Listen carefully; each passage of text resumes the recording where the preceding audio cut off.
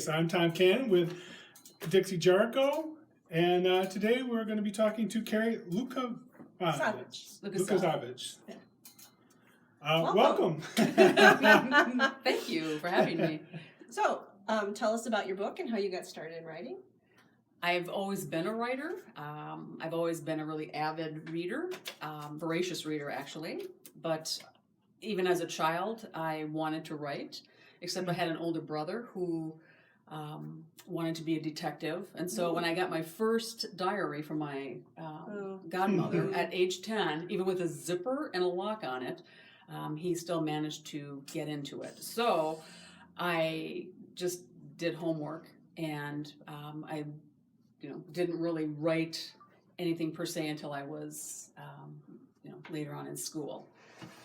I did go to Mount Mary College to do their MA program for creative writing, and I started the book as a homework assignment for one of my classes. I went thinking that I would be a nonfiction writer, and when I finished my first semester, I had to, of course, choose the classes for the next semester, and I took 2 novel workshops. And one was for adult, and then the other one was for writing for middle grade and young adult audience. And so I had homework to do, and I had 20 pages to write, and I brought in only 12. And I was writing a story that went nowhere. I didn't know what to do with it. And obviously, I'd never written a novel before, too, so this is my first time even starting one.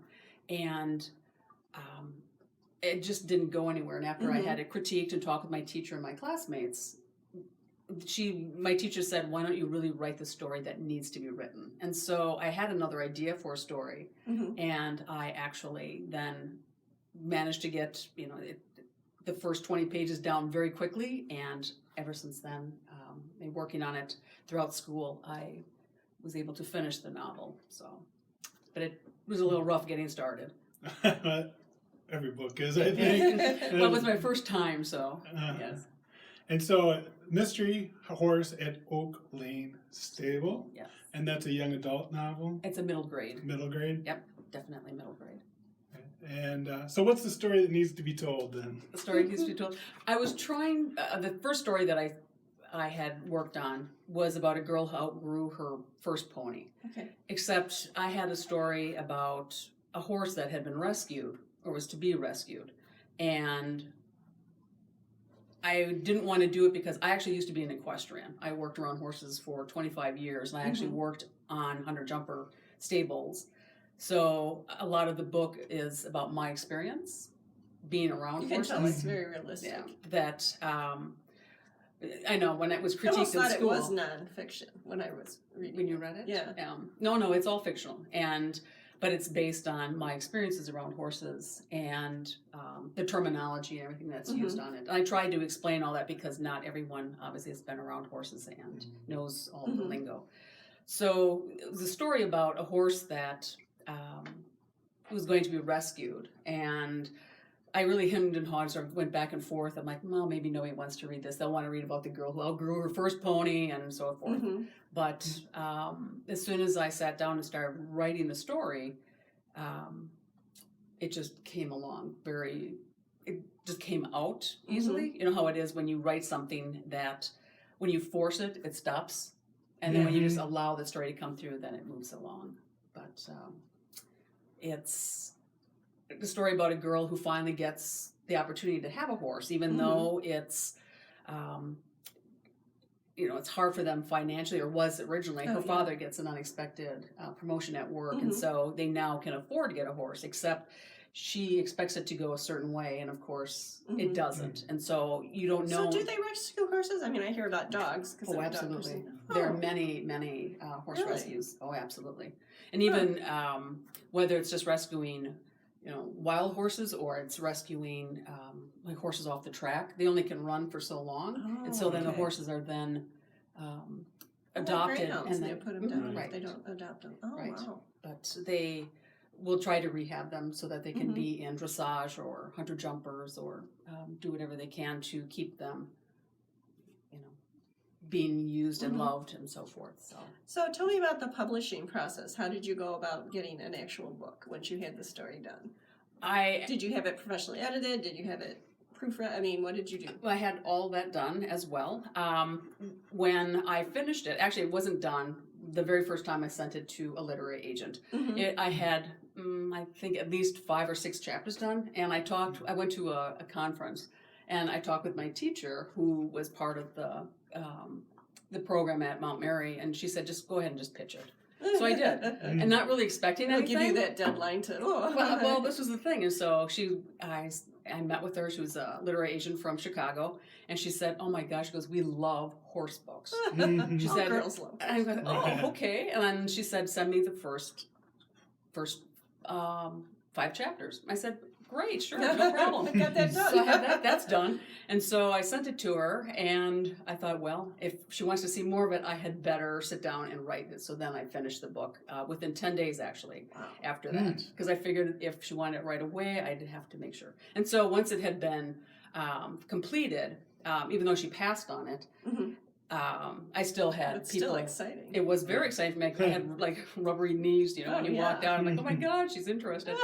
It was a wonderful experience, especially for her first time. Oh, yeah. First time pitching too, and not even, I had never done it before. So that was 2 years, from the point that I had, talked with her, and then 2 years later before it was picked up. So in those 2 years, you of course have what every writer goes through, are rejections upon rejections upon rejections. So you sent it out a lot. I sent it out quite a bit to any literary agent. I did a lot of homework to find out who's... How did you do that? Where did you go to find them? Either the internet or there was some of the books from the Writer's Digest. Marketing marketplaces, right? And going to writing conferences as well. Anytime I met somebody at a writing conference and they were interested in it. Had the elevator pitch ready. I absolutely was ready to go with it. And which is interesting because that's a whole different skill than actually writing the book. Absolutely. It's something that you really need to take your time with, and really, really looking at literary agents who are going to be interested in the book. I looked for anybody who liked animals, who had horses, who loved... Sure. And middle grade too, because some of them don't like children's books. Or it's not they don't like them; they just prefer an adult audience. And one day, I ended up with 5 rejections in one day. And now, so, do they just say sorry, or do they give you tips? Or they always gave me tips. That's they were always nice. very kind, That's really nice. always very helpful. And after that day, I put it away, even though it was on a flash drive, and put the flash drive in a drawer for almost a year. Yeah. But so did that kind of discourage you? It did.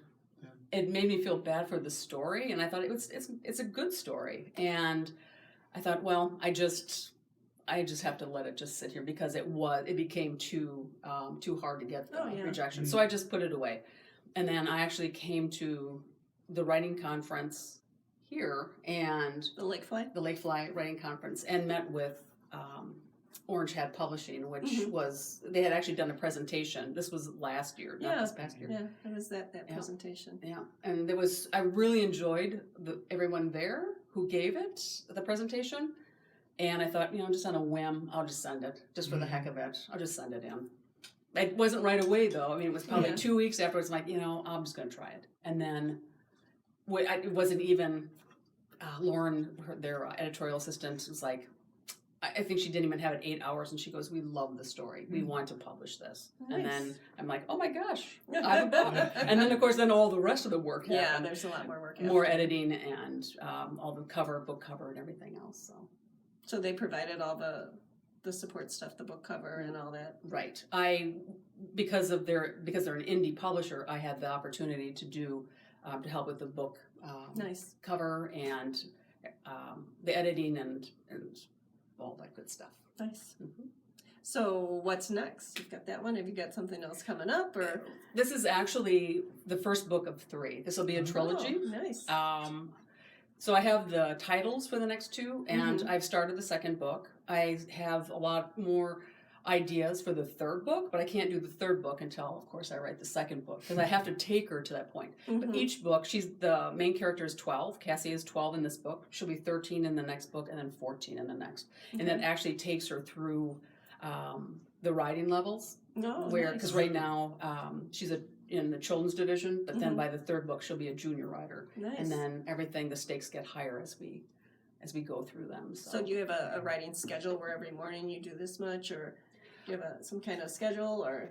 Right now I've been doing probably more gardening than anything, but I do write every day. I've been doing, nice. I do journal by hand for probably almost 23 years. So I do you that write by every hand? morning. Oh my goodness. Not books and okay. novels. I may have ideas. I do have a notebook for each book where I will write down my ideas for everything. Separate ones? So Yes. Yep. So you have just your diary, and then Right. you have a separate book where you put ideas into it. Right. And so Do you know what's going to happen in each book, or are you a pantser or a plotter? I have to just a pantser, actually. I may have an idea. It's like when You kind of know where it's going, but. in a way, but when I try to control it too much or try to make it, the characters do things, it gets, stubborn, and it'll be like, no. And then I'll just lighten up and then just allow it to come through. But I have an idea of where I want it to go, but how I get there is it's more creative, just allowing that to come through. Mm-hmm. Yes. If I was doing nonfiction, definitely outlining and making sure that those points are bulleted and I know where I'm going with that. But something fiction, it's just a little bit more creative for me to let it come. Can you think of a time where your character did something that surprised you or you just didn't see coming? I think because it took a while for me to go to school to actually do writing, that I wasn't aware of that. Even though I did writing on my own, the minute you really are, wanting to be a writer and actually wanting to, step into that world fully, you don't understand that until you really do start writing, how suddenly your characters are doing things that you didn't plan on, or you'll have a character show up. In the beginning of the book, she and her father and the barn manager are going to go and start looking at some horses to see if there are any that will be suitable for her. And without me knowing it, especially when I first was writing, all of a sudden I saw and heard this horse coming out of the barn, being led by her the protagonist, who she does not get along with very well, and they obviously have a little confrontation before they go off, and so I did not expect that part. And then as I went along, and the more I did it, the more you get practiced at writing, you allow that to come through, then that starts happening a lot more. A lot of this, I knew what the end would be, or pretty much what the end would be, but I didn't know what horse she'd end up with, and I didn't know exactly how I'd get there. Cool. So marketing, do you have a marketing plan? Does Orange Hat help you with marketing? What do you do for marketing your book? I've had to learn how to book marketing 101. And then tell us what to do. Well, I don't know about what to do. I get other books from people who know how to do it. But Orange Hat, yes, is very helpful in helping to help market the book. But I've had to learn pretty much on my own. I had to set up my own webpage. I had to do, Facebook. What is your webpage? Tell us what your webpage is. The actual address? Yeah. It's www.kerrilukasavitz.com. And that's where you can find out more about me, and you can find out about the book, about the next 2 books, and it will also take you to Amazon, where it can be purchased. And then upcoming events as well. Absolutely. I have that on there in the event page. I also have a Goodreads page that's on there. All the events are on there as well. I have an Author's Den page. I have the Facebook page, which also has anything that I've been doing. Do you do a blog or any of that kind of stuff? I haven't started a blog yet, only because I didn't want to start a blog just to start one. I wanted to know what I wanted to write and make it a little bit more, what direction do I want to do. And it's been a few years since I've ridden, and I would really like to ride again. And so I thought maybe the blog would be about, getting back on the horse. Oh, that's a great title for it. I could even I never even thought about that until just now. I had to write that down. Yeah. Well, even your story and the way your main character progresses, I could see it's kind of like letting a young person, kind of know what's going to happen, or kind of, oh yeah, this is what I'm going to go through, this is what I am going through, and liking that. I could see a blog on that too.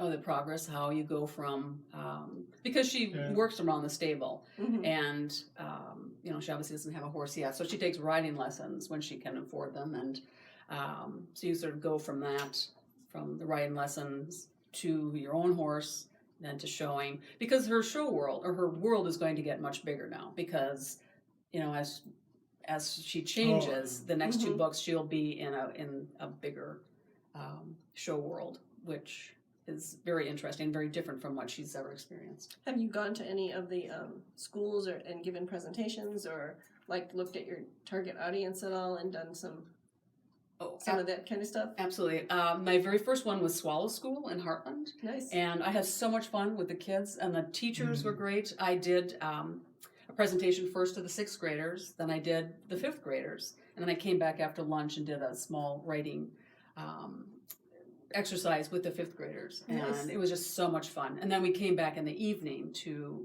talk to the students and again to present our books and so forth. But that was fun, and I was so excited because it was my very first event on my webpage. I could finally write one on there, and then upcoming events. one. Yeah, Well, I know, and I had to change that. I'm like, well, we'll just keep it. So when I had that, but as soon as that started, then I started having more and more. So I was just recently at, actually last Wednesday at Kids Days in Hartford, Heartland actually, at Nixon Park and with Orange Hat Publishing. They Nice. presented books. And So how do those come about? Do they contact you through the website? Does Orange Hat help? Orange Hat will help with if there are some events coming up, especially with them when they're involved. They always want to have the authors come and present their books.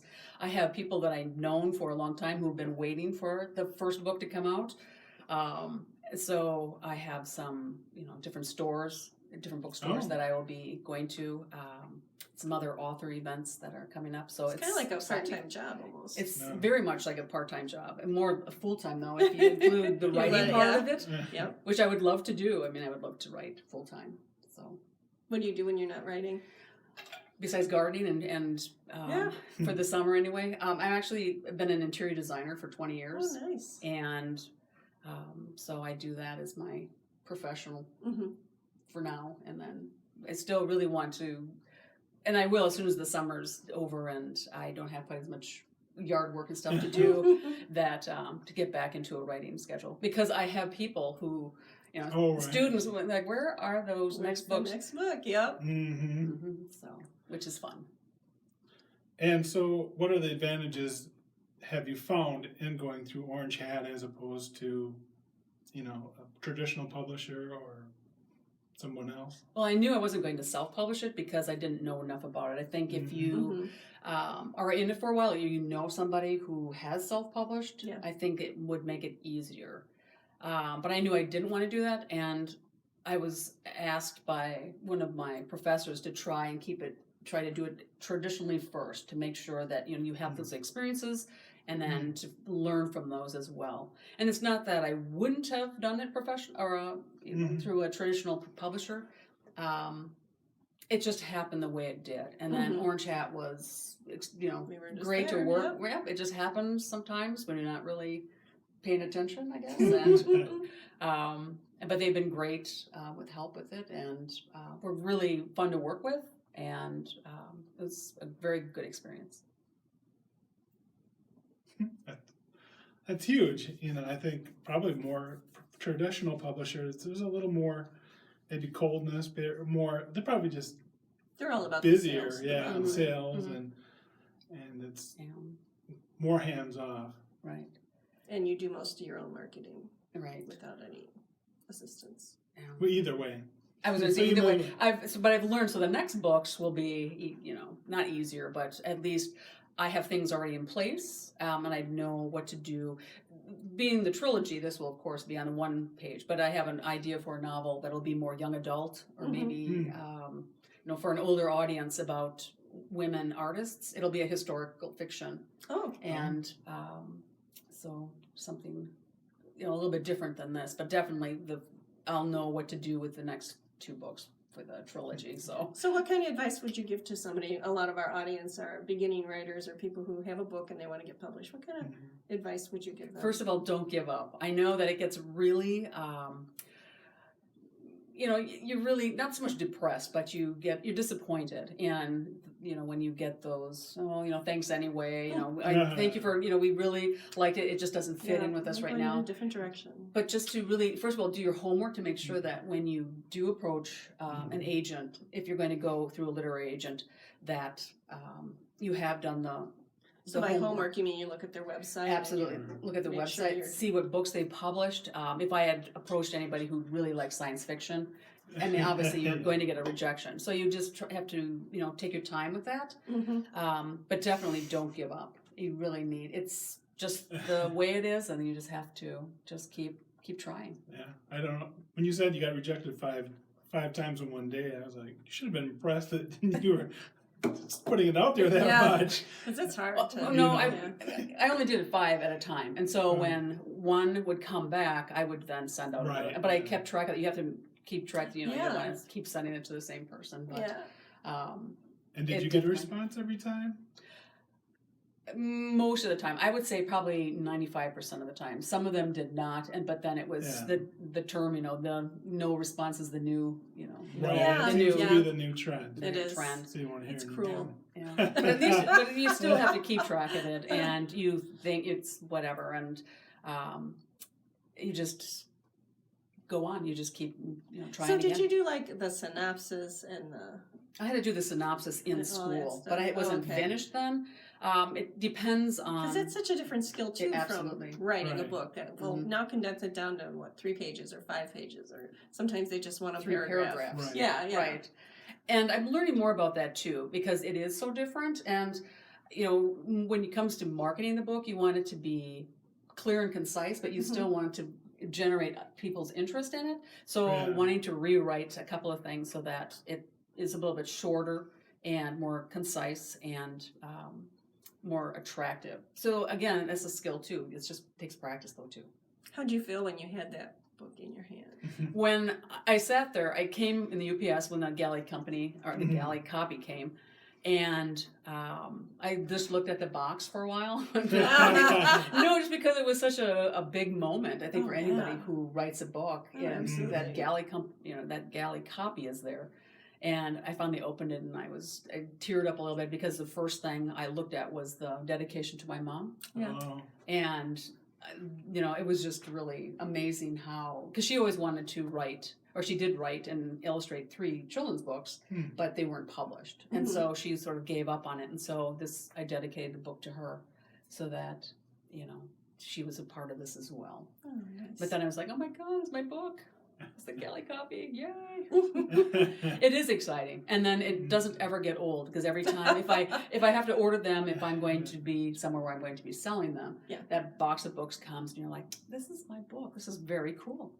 What do your friends think about that? They're all very excited. I have some friends that I've had since grade school, and almost all of us were horse girls. We all had ponies, or we rode and stuff like that. But I had one that I've known since 2nd grade, and she bought 5 copies, which I had to all sign, and which was great. And she bought one for herself, and then 4 for her grandchildren. And I've actually had several people who have done that too, where they bought their own copies. And any adult who has read the book, it has enjoyed it too. It's not just for a younger adult. Yeah, I enjoyed it. Yeah. I liked it. Yeah, because I think it's more complex. I think people think because it's middle grade that it's going to be that's like easier or more top simple. place now is middle grade.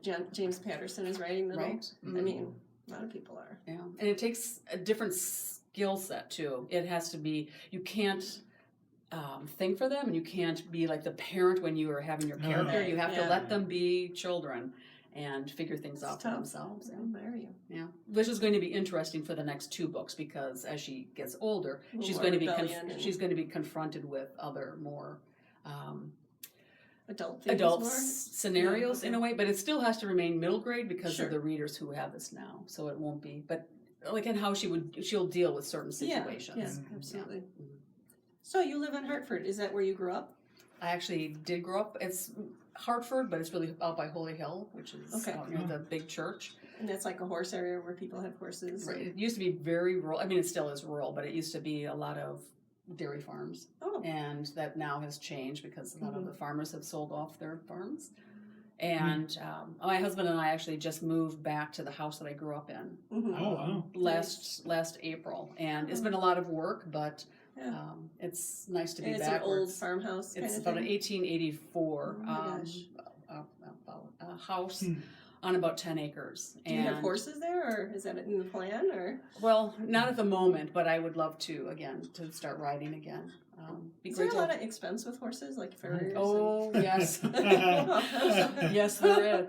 Well, that's why a lot of people will either lease a horse or they'll take riding lessons because of the cost of caring for them. Definitely, you have the vet and farrier, and this is all something that has to be done regularly, and Mhm. so it's not something that just comes around once a year or something like that. Plus, you have all their equipment, you have your riding equipment, you have their feed, everything. So Oh, yeah.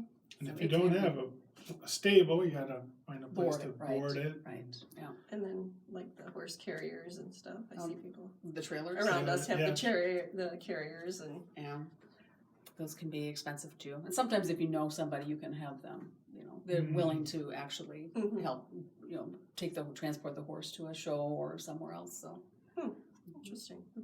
Do you want to tell people again your website and where they can get the books? my website is www.kerrilukasavitz.com, and you can buy the book on Amazon.com or even BarnesandNoble.com. And it's also available at Martha Merrill Bookstore in downtown Waukesha and at Faith and Giggles in downtown Hartford. Well, thank you very much for being Thank you. here with us today. Thank you so much. Thanks for having me. The showcase, please contact us on our Facebook page or at OshkoshAuthorShowcase@gmail.com. Otherwise, continue the conversation with Dixie and Tom via social media. Look for Dixie by searching for Daisy Jericho, and please check out her books, The Love Thief and Sparks Fly, on Amazon. You can find Tom Cannon on many types of social media, and please check out his book on Amazon, The Towel of Apathy. Our goal is to introduce local authors around Oshkosh and hear their stories. We want to thank the Oshkosh Public Library and the Friends of Oshkosh Public Library for supporting the creation of this show. If you are a writer and are looking for a community, we suggest the Oshkosh Area Writers Club and the Lakefly Writers Conference, held each May.